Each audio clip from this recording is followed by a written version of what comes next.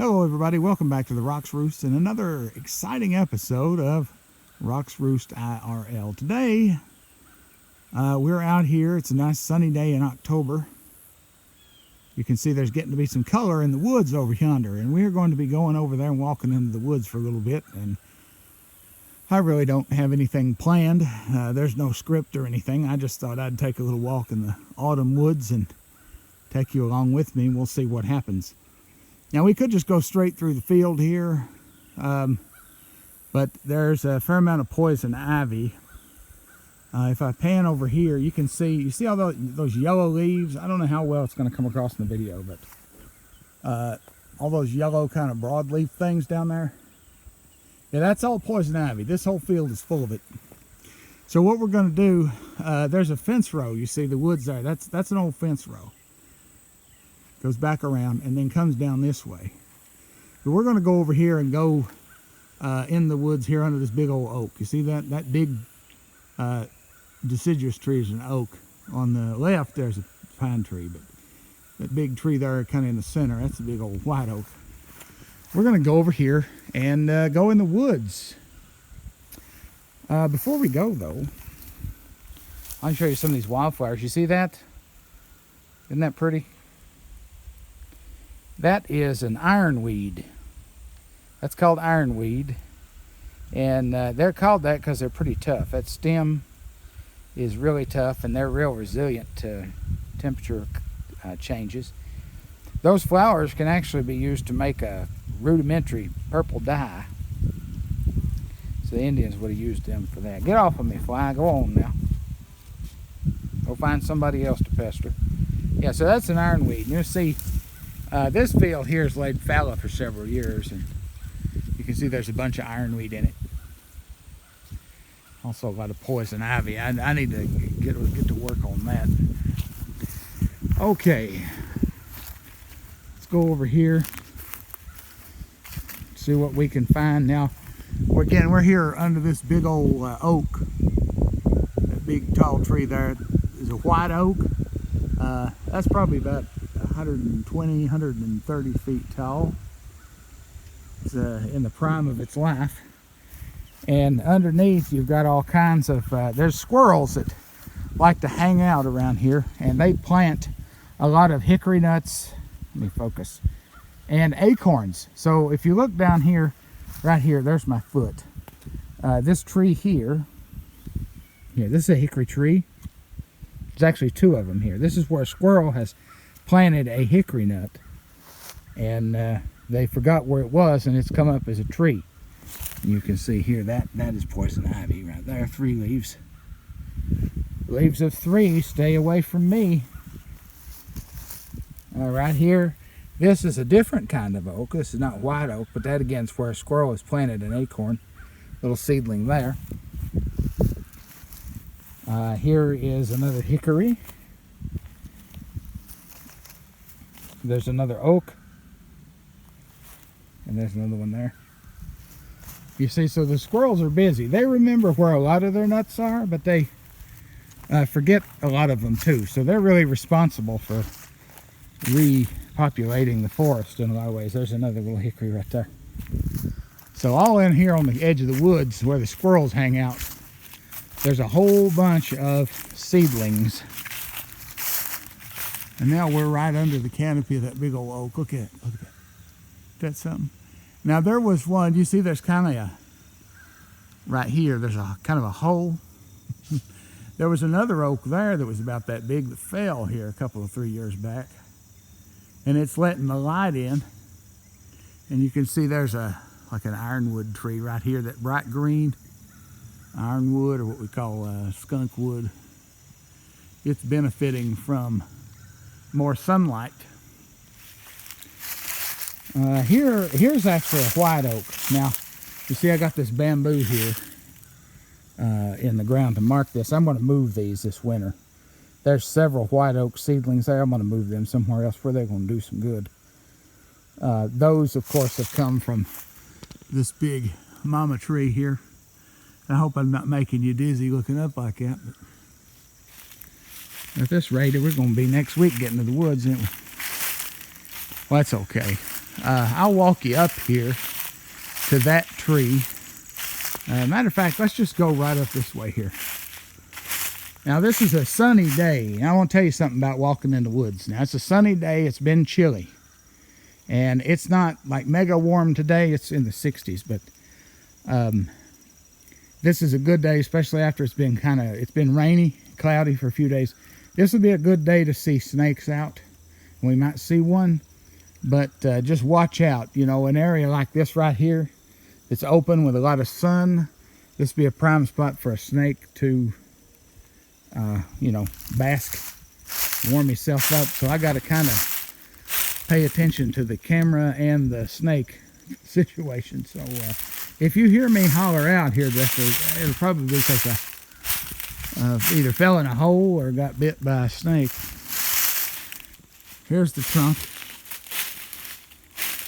And here's a little red maple. Look at that, isn't that pretty?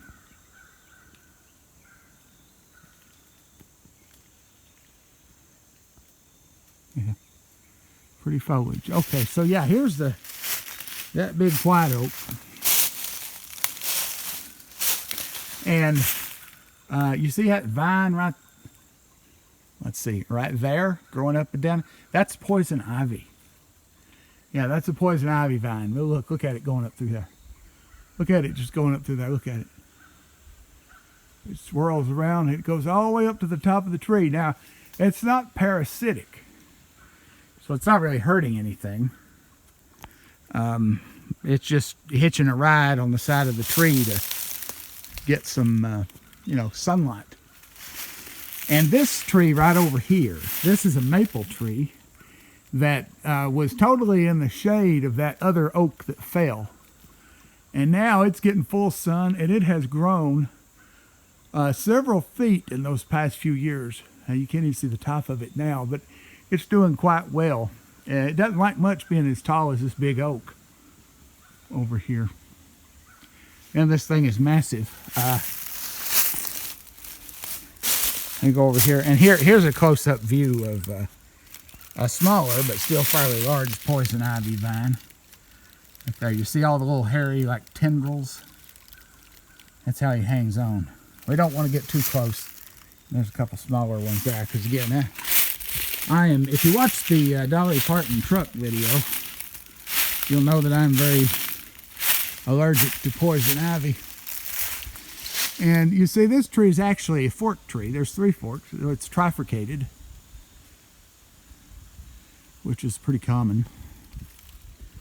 But I don't have anybody out here with me to video me against the tree, or for me to video anyone else against it. But I'm going to go in here. Let me not touch the poison.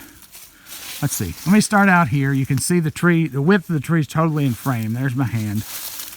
Let's pull a Kubrick here. That doesn't give you much of an idea, does it?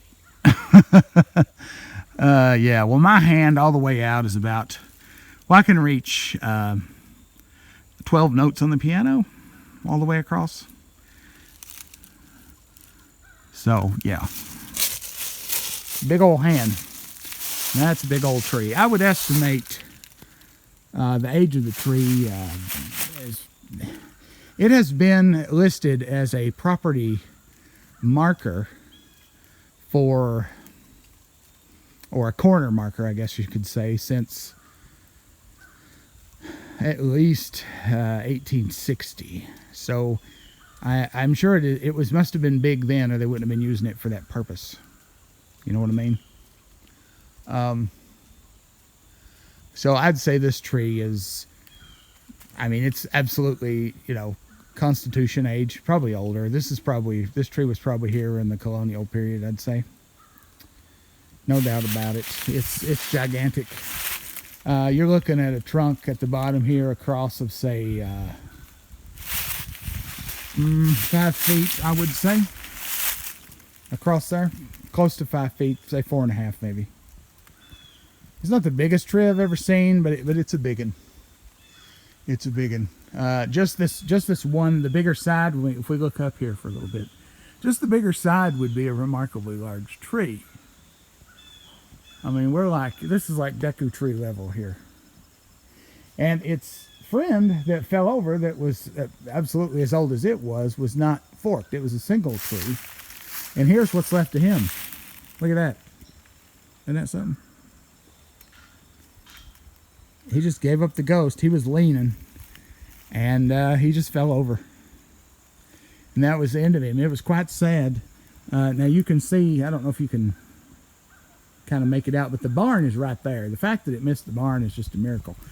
Because, again, like I say, these trees are about 120, 130 feet high. The one that fell, I think we measured, was like 120, 122. So I'm stepped in a stump hole.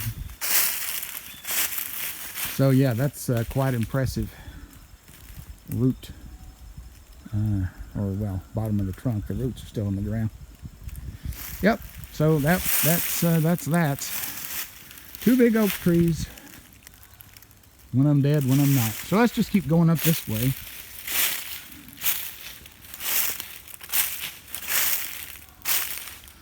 I hear the dogs after something over toward the east there. We're headed north right now. For those of you who are used to being outside, that should be obvious. It's right about noon right now, and if you look down, my shadow is pointing. My shadow is pointing generally the way we're going, so that means that we are headed north, because the sun is always in the southern part of the sky, even more so in the fall and winter because the angle gets lower. That's for northern hemisphere. Anybody that may be watching in the southern hemisphere, of course, you know that's different for y'all. Here's a little grove of ferns. Now these are evergreen. These are called Christmas ferns. There goes Pepper. These are called Christmas ferns because they're green even at Christmas time. You see, there's a bunch of them here. There's one. Here's one that's kind of a bigger one. You can see here. These ferns growing in the woods. A bunch of them here. Bunch of them. Yeah, there used to be a fair amount of ginseng in these woods too, but over time, folks have pretty much dug that up and shipped it off to China.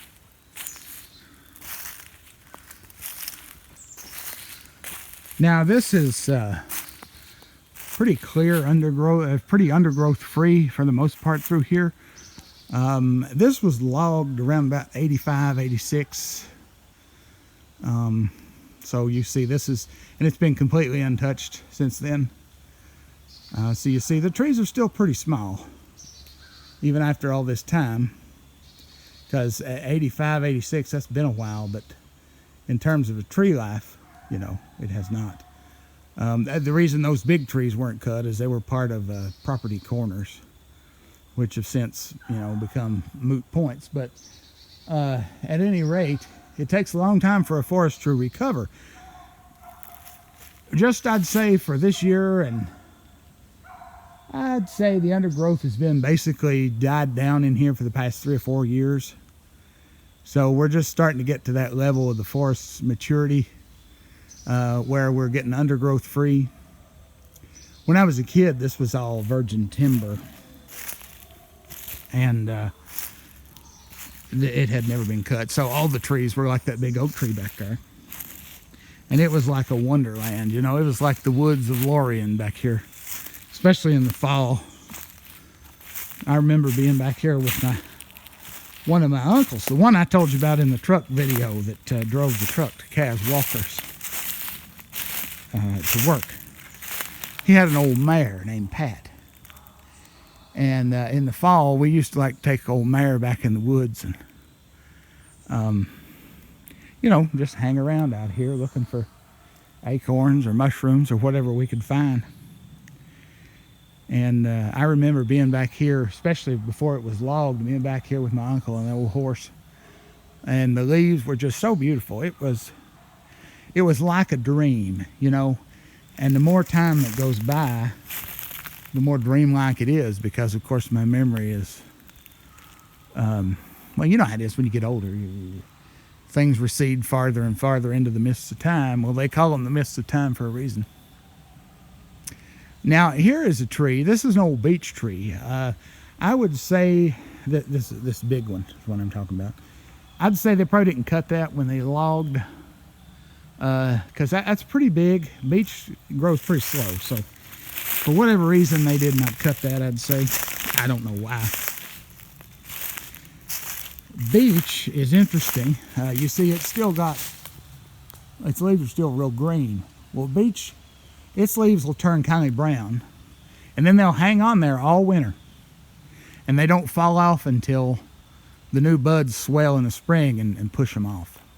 So a beech tree will sort of go through 2 cycles of fall, if you will, and it doesn't actually lose its leaves until the spring.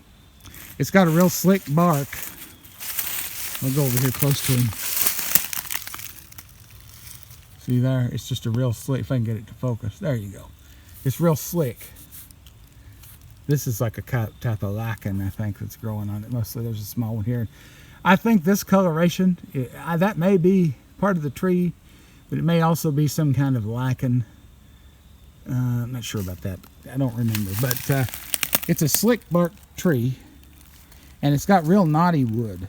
Real yellow looking, kind of orangey wood. Looks kind of like a mushmelon or a cantaloupe when you cut it open. Not much good for much of anything. That's probably why it's still here. Good for climbing though. Notice, I mean, my tree climbing days are pretty much behind me, but this would be a good place to get a hold. I'm about 8 foot off the ground, so not terrible. You could get you a hold right there.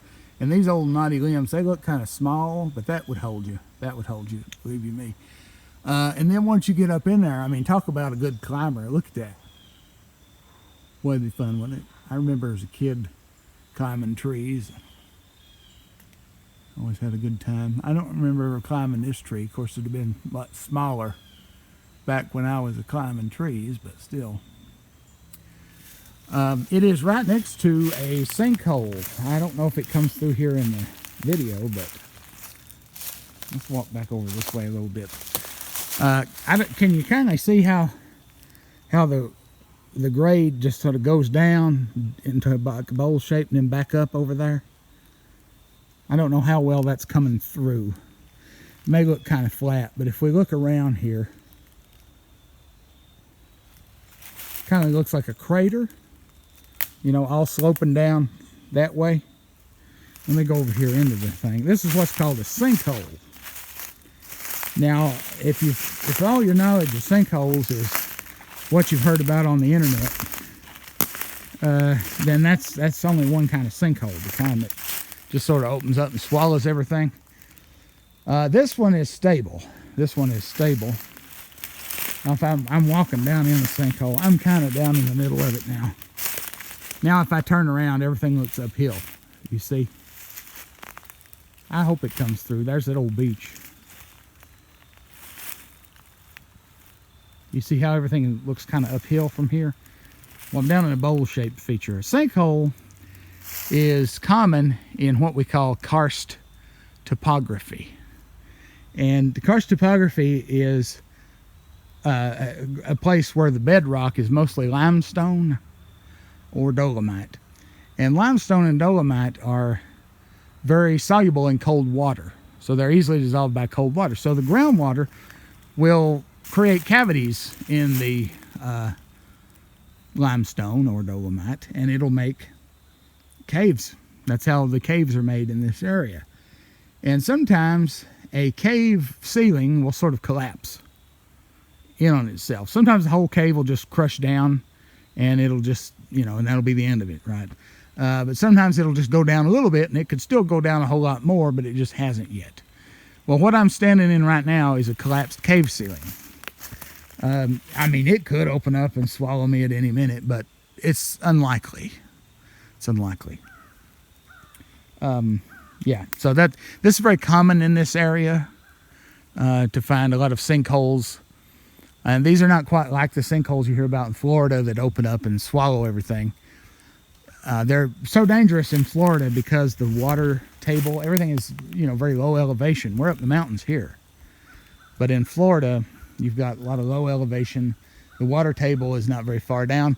So when a sinkhole does open up, it usually has water in it, and, you got a lot of instant damage. Whereas here, if one opens up near your house or under your house, it's going to cause some foundational damage, and it might fall in, but very rarely is there sinkholes that fall out in this area that cause serious property damage. Even though we do have a lot of sinkholes. Basically, every little depression you see somewhere is a sinkhole. Okay, I'm going to show you something over here. This is a sinkhole we're standing in, all right? Oh, here's something else. You see that jug? Used to in this area, and in a lot of areas, I'm sure, there weren't any trash dumpsters, so people just threw their junk out in the woods. That looks like an old Clorox bleach bottle. Wonder how long that's been laying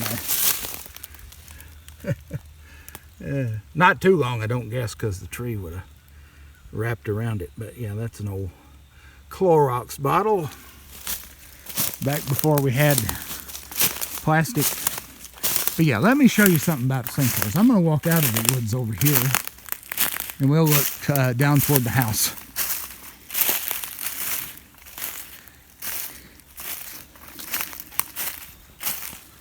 Let's see. We'll look down this way.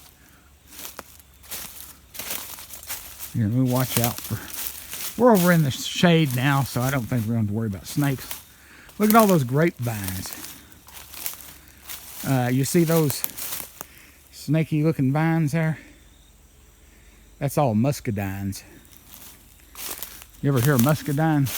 Well, that's a muscadine right there.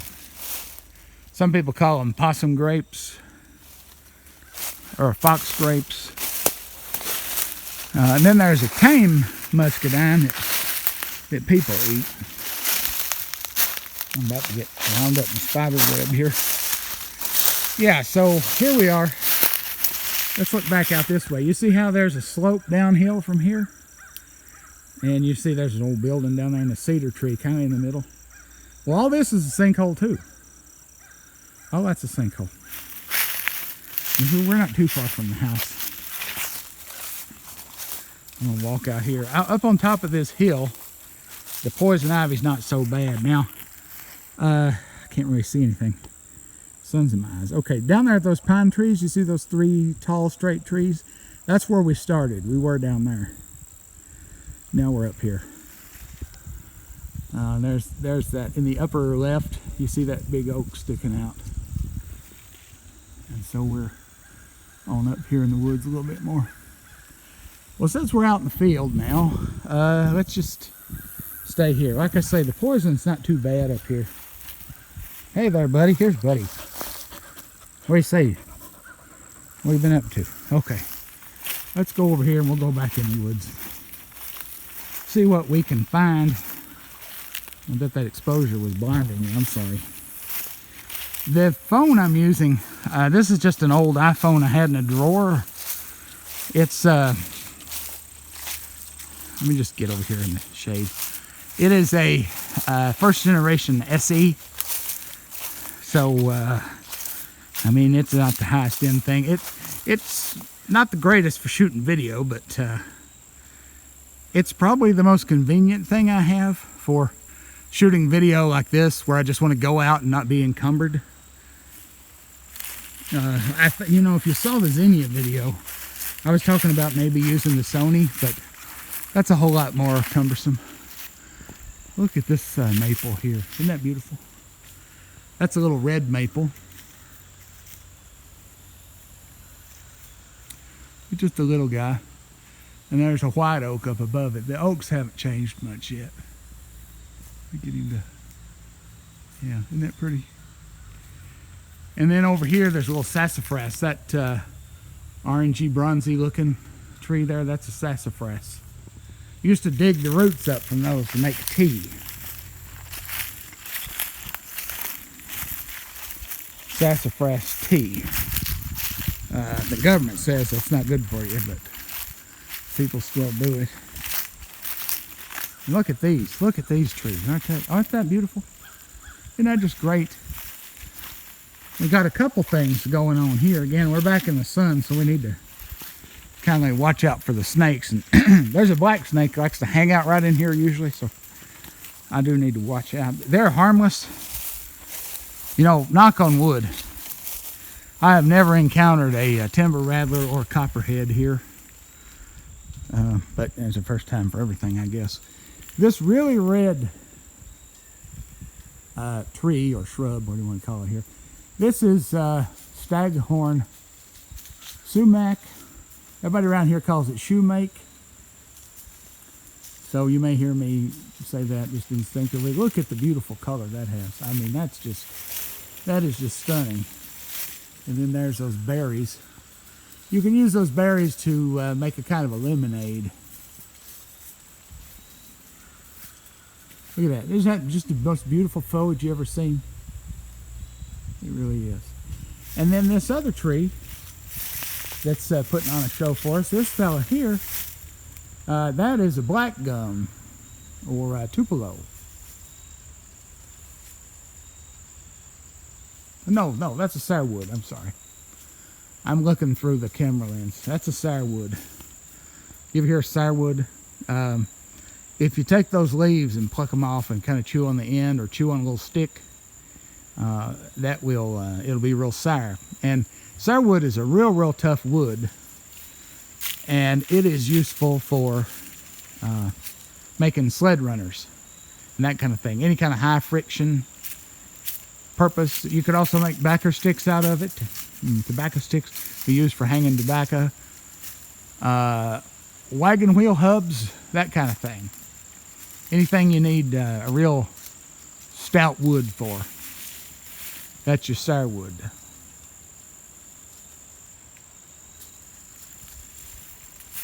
Yeah, there it is. And there we've got some more sumac over here, and I see something else that's interesting. Let's get over in here. This area has a lot of wild roses, and this time of year the fruit from the wild roses gets ripe. I don't know if you can see those. You see those little spheres, those little orbs, little balls? Those are rose hips, wild rose hips. Very high in vitamin C. Okay, here's one. Here's a smaller one that's closer. Look at it. Let's get him in focus. See that? Yeah, those are edible. They're a little bit on the bitter side, but you can make a tea with them. Helps for inflammation. They're also real high in vitamin C. You can just pluck them off and eat them. Those are wild rose hips. And of course, this guy right here, a lot of you probably know that one. That is American holly. That's one of my favorite trees. That's an evergreen, so that's going to look like that all winter. Beautiful tree. Let's see if we can work our way in. There's right many sawbriars right in here, but I think we can kind of stick our head in. You see all these green, spiky looking vines? Those are called sawbriars. And I know I have some viewers, I can't get it to focus, who are from different parts of the world, so you may not have these same plants where you're from. Of course, I know I have some viewers that are absolutely from the same general area I'm from, but yeah, so you see, I'm trying to get it to, you see those briars on there? And those things are pretty wicked. Look how sharp. Yeah, so a sawbriar can make you have a bad day. I'll tell you, you get one of them things hung in the crack of your hind end, you're going to be hollering. All right, now there's a road right back here. This is the road that goes down to the creek. Now, we're not going to be going all the way to the creek today because, well, a couple of reasons. One, it's a little bit of a walk, and I probably don't have time to get down there today, but we may go down there for another video sometime. Yeah, you go down that way. That goes kind of east-northeast. That way goes down toward the spring and down toward the creek. Now, we turn around and look back that way. That would be the way we would be coming if I hadn't took that little detour and went out in the field. Okay, so let's just walk.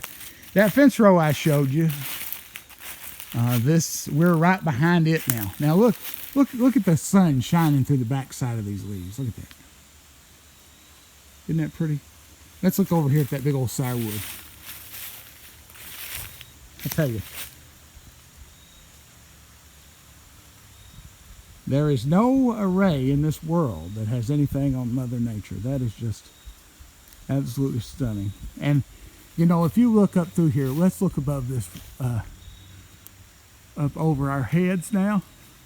We got maple, we've got poplar, tulip tree. These real long, these two straight fellers here, those are tulip tree or poplar. And big maples up there. Just look up and down through there. It looks like we're standing under the vaulted ceiling of a cathedral, doesn't it? Doesn't it look just like that? The verticality here is just amazing. And I feel like I'm inside a cathedral. This is nature's cathedral. It's just so beautiful. Now this road, look at this. Look at this leaf. This is a scarlet maple leaf here. Look at that. Isn't that gorgeous? Anyhow, this road is usually full of mushrooms at the right time of year. This is not a good time for mushrooms right now, but at different times of year, I'm going to try to hold the camera a little steadier. This is a good place to go looking for different types of mushrooms. Chanterelles and morels and several other things. Chicken phaceolus. There's even some like wild portobello button types that grow back here. Yeah. This is a good place to hunt mushrooms. Here's an old loblolly pine. We don't have a whole lot of these in our area, but here's one. When you think of the South, this is the pine you think of right here. And all my southern viewers know this site very well. Yeah, it's an old loblolly. Yeah, and he's barely hanging on. We had that pine bark borer that came through here, pine borer beetle or whatever it was called. There's another one here. Just about wiped out a lot of our big pines. Those big pines out in the backyard, they are white pines. Those were planted. Those are not native here. Here's another kind of pine. I'm gonna watch for a walk. Not only do I not want to step on a snake, but I don't want to step on little young seedlings if I can help it. This kind of pine, you notice there's a little bit of a difference in the bark. This is an old jack pine or a Virginia pine. And there's another word for it that's not too polite. I'm not going to say it, but it starts with an N. And that's that. A different kind of pine, and that and the loblolly are the two main wild pines around here.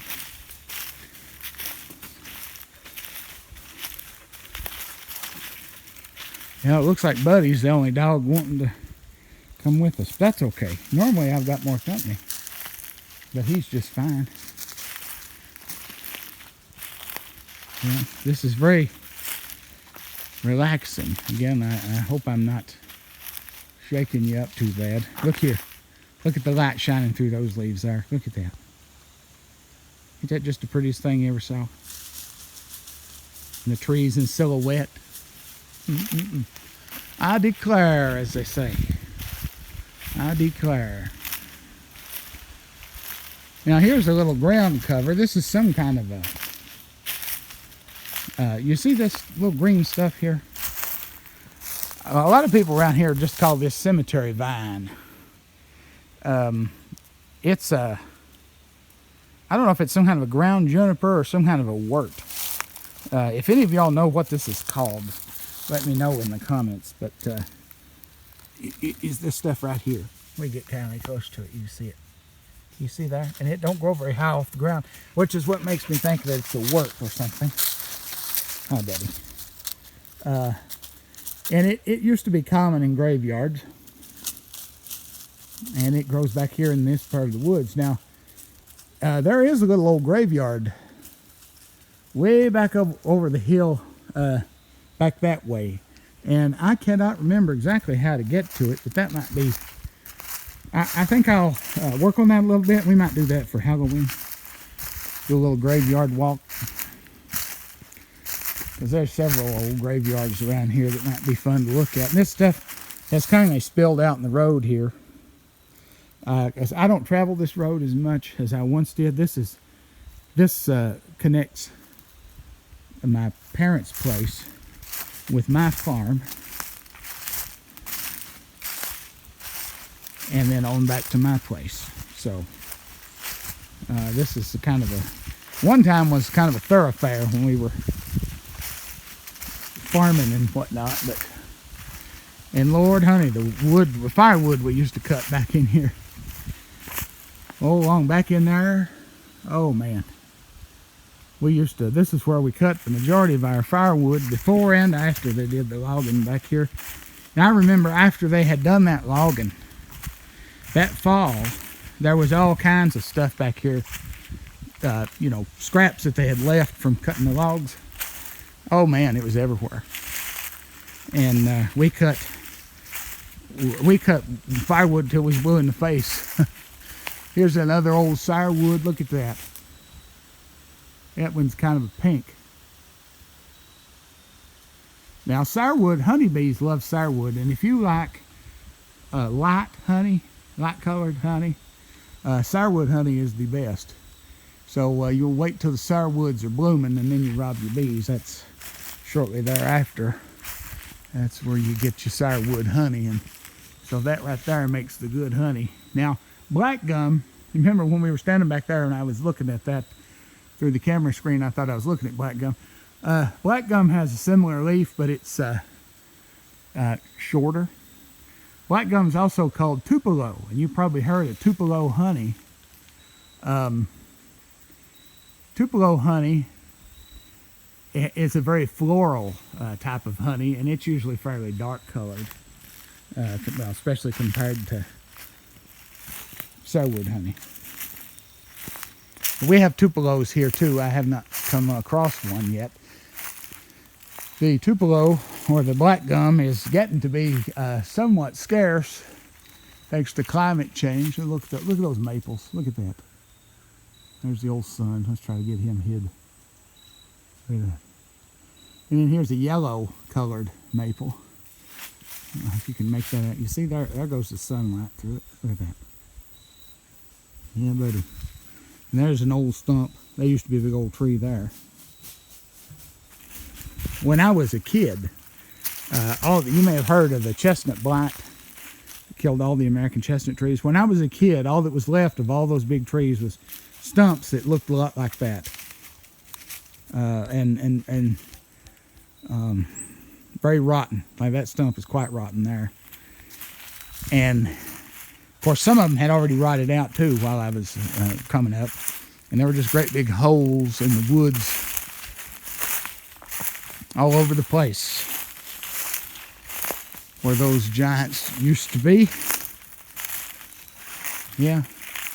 So yeah, we cut firewood out of here. I remember one of my other uncles had a 59 Chevy Apache, and he was in the Marine Corps for several years, and he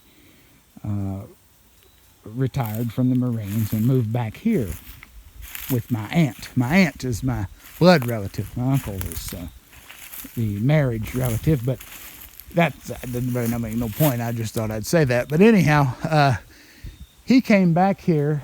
He had a 59 Apache, which is a pickup truck. It had a big 8-foot bed on it. It's 3/4 ton. And this would have been long about 86, 87. And, well, after they had logged this. And we spent a whole day. I remember me and my dad and my uncle and his son, my cousin, We spent the whole day back here cutting wood and loading. And now you could load some wood on that truck, because like I say, an 8-foot bed, 3/4 ton. And I'll show you where it was. You go right up in here. Let's see, I thought it was a little bit closer to it. No, it was right in here. It was right in here. You see back there in the woods, there's a tree that's fell down now. That's an old cedar. It was right in here. We cut up and hauled out, I don't know how many loads of wood that day. It was Saturday. That would have been along about 86, 87, like I said. Yep, that's a fond memory. And it was a beautiful day, very much like this. Of course, there was a lot more light back here then, because all this had just been clear cut. Oh, look at that maple. Look at the top of that. It's just like a paintbrush, ain't it? Now, all this had been clear cut. So all these trees were not here. There was nothing, no trees here at all. It had all been removed.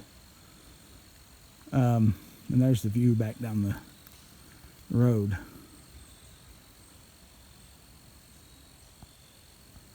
Let's see.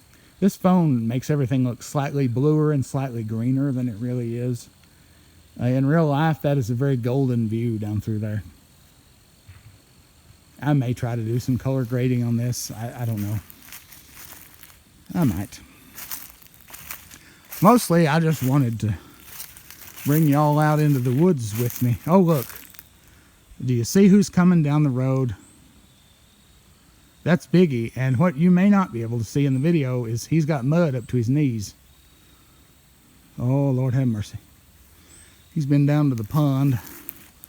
Maybe all the way to the creek. It's no big deal for him to get to the creek. Look at this. Look at this. Look how beautiful that is. Look at that.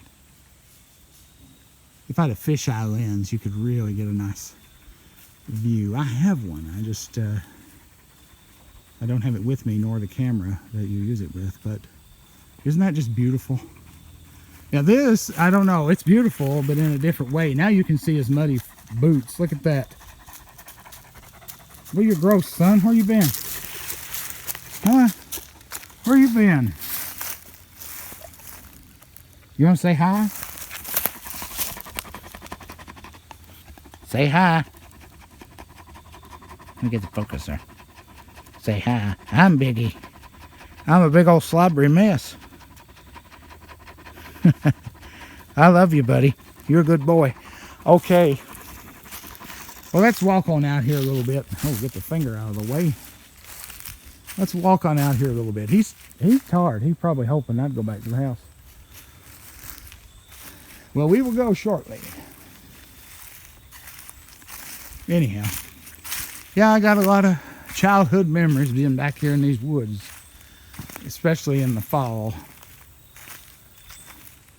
You know, when I was coming up, and when I started making this video, I was not wanting to do one of those, well, back in my day type videos, but I guess it's kind of become one of those, hasn't it? I'm sorry. Sorry, but I do remember when I was growing up, there's some more of those ferns. When I would get out of school, this was, I would say from along about 5th grade, I'd say, on till I graduated from high school. I'd get out of school and I would get me a little bit of a snack and a little something to drink, and I would put it in a bag or a backpack or something, sling it over my shoulder, and I'd hit the woods. And I'd stay in the woods till dark. Every single day, just about, when it wasn't, you know, just real nasty weather. Raining or snowing or whatever. And sometimes when it was snowing, I didn't really like going out in the rain much. There's a fork in the road here.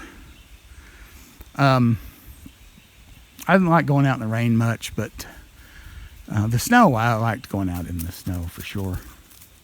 But yeah, just about every day. Of course, I was an only child, and living out here in, you know, BFE, there weren't any, there were no other children here. I mean, the next youngest person was my dad, and he was 31 years older than me, or 30 years older than me, so that's not exactly close in age, right? Plus it's your dad. Just you're not gonna do a whole lot of hell raising with your dad or anything like that. But we did go in the woods together a lot. But yeah, so I spent a lot of time out here and going up and down these hills with the critters. I always had dogs. There was at least one dog with me all the time. And I did that up until I started driving and, got interested in girls and things. And then I did a little less time in the woods, but still did a lot. I still stayed in the woods an awful lot. It just wasn't every single day anymore, you know what I mean? If we go off this way, we're going to go downhill, and we ain't going to stop going downhill. I just walked into a cobweb. We ain't going to stop going downhill till we get to the creek, and the creek is ways on down through there. So I think this is probably a good place as any to wrap it up. Again, let's look up one more time. Look at that. Isn't that beautiful? Just the serenity of the woods